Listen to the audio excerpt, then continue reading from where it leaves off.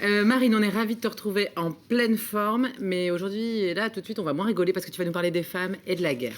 Oh ouais, désolée, je casse un peu l'ambiance. C'est mon rôle de féministe. Je me suis dit, tiens, tout le monde parle de la guerre et pourquoi pas moi? Parce que moi, j'aime les sujets à la mode et puis avec l'Ukraine qui s'est embrasée, tout le monde se rappelle que la guerre est possible. J'en profite donc pour passer mon salut amical, comme dirait ce cher monsieur Darmanin, aux personnes qui vivent au Yémen, en Afghanistan, en Syrie, qui, elles, sont pas très à la mode. Bref, en 2020, 53,7% de la population ukrainienne, c'était des Ukrainiennes, justement. Depuis 10 jours, on nous parle beaucoup et on nous montre beaucoup les 17% de combattantes de l'armée ukrainienne, qui sont des femmes, donc. Et je me suis dit, tiens donc, mais alors, on fait pas la guerre avec son pénis ? En fait, non. On la crée seulement avec. Oui, je sais, hein, vous, téléspectatrices et téléspectateurs, vous allez hurler.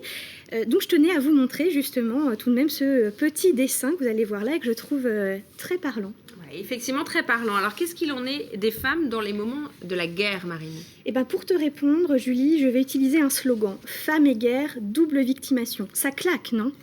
Bon, Marine, c'est quoi le viol de... Oui, ça claque. C'est quoi le viol de guerre? C'est dur d'enchaîner sur les... C'est sûr, avec mon ironie habituelle. On parle de viol comme arme de guerre à partir du moment où il est planifié par une autorité politico-militaire.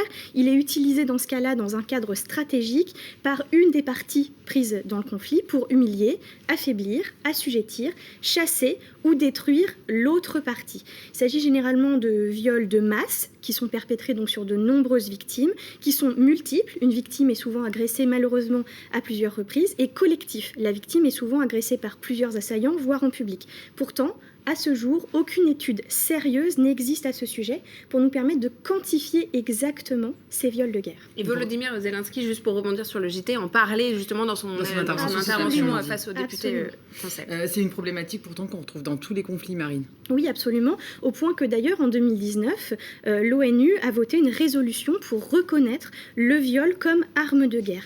Et dernièrement, on a pu voir les 2 prix Nobel de la paix, Nadia Mourad et Denis Mukwege, qui ont inauguré un fonds basé à Genève pour les survivantes de violences sexuelles dans les conflits. Ils appellent d'ailleurs à agir en faveur de l'Ukraine. Et en France, on se mobilise à ce sujet ? Absolument, notamment dans les mouvements féministes. Et pour ça, je vous montrerai donc une photo qui a été prise le week-end dernier à Biarritz.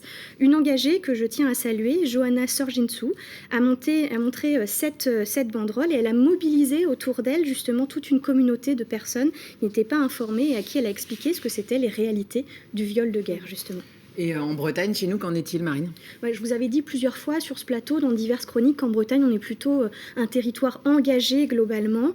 Et donc, on a commencé à avoir des banderoles justement sur ce sujet-là dans toutes les dernières manifestations en soutien à l'Ukraine et notamment aussi sur les réseaux sociaux sur lesquels se pressent les Bretons et qui bruissent eux-mêmes de ces informations. Le viol de guerre, aujourd'hui, clairement, c'est une arme de destruction massive et de survictimation des femmes et des enfants. Est-ce que les femmes se mettent en danger, selon toi, Marine ? Pour moi, personne ne se met en danger. Le danger existe et c'est ceux qui le créent qui doivent en porter la responsabilité. On pourrait faire l'inversion de culpabilité habituelle, dire que ce sont les femmes qui se mettent en danger. Moi, je dirais plutôt qu'elles ne se mettraient pas en danger s'il n'y avait pas de danger, en étant logique. Et ce danger, clairement, il est porté par des hommes.